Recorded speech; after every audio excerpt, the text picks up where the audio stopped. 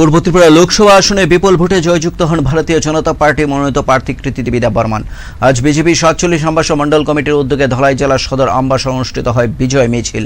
বেলা 12টা নাগাদ বিজেপি ধলাই জেলা কার্যালয়ের সামনে থেকে শুরু হয় মিছিল। ব্যাপক উৎসাহ এবং উদ্দীপনার মধ্য দিয়ে বিজেপি কার্যকর্তারা এই বিজয় আনন্দে সামিল হয়েছেন। এদিনের এই মিছিলে সামিল ছিলেন বিজেপি ধলাই জেলা কমিটির সাধারণ সম্পাদক আশিস ভট্টাচার্য সহ সভাপতি উত্তম অধিকারী, আমবাসা পুর পরিষদের ভাইস চেয়ারম্যান গোপাল সূত্রধর, শঙ্কর চক্রবর্তী সহ অন্যান্য কার্যকর্তারা।